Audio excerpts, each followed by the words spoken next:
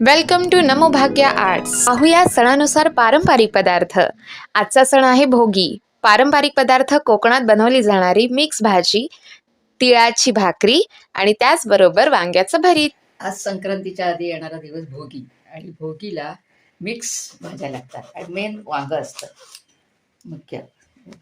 वांग, बटाटा, टोमॅटो आणि ह्या सगळ्या मिक्स भाज्या आहेत.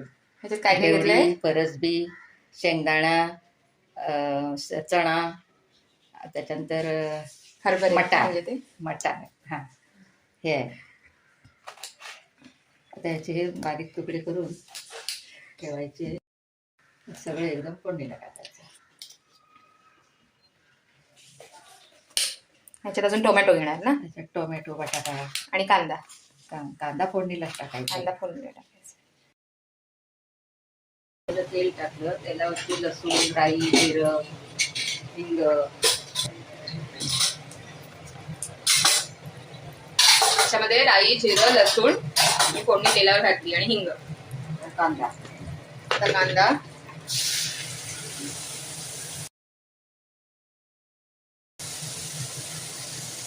ही भोगीची मिक्स भाजी आहे ना. मिक्स भाजी. पूर्वीपासून ह्याच्यामध्ये हे एवढे जे आता आपण टाकलंय एवढंच टाकतात का अजून काही टाकतात? एवढंच टाकतात. अच्छा. पण आता भोगीच्या दिवशी सगळ्यातनं तीळ टाकायचे असतात.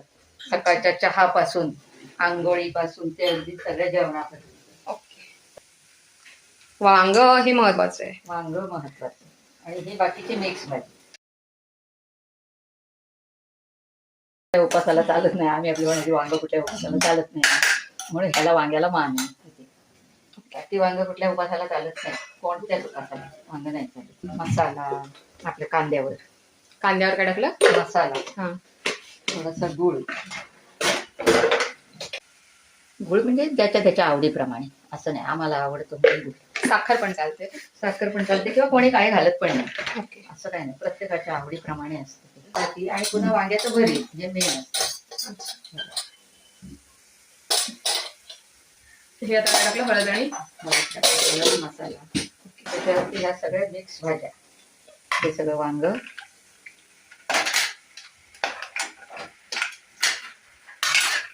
चांगलं परतून घ्यायचं.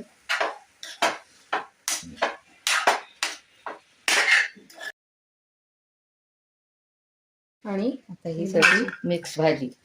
ही परसबी, घेवडी आहे, त्याचे दाणे घेवडीचे आणि मटार, शेंगदाणा, हरभरा पण होता ना? हरभरा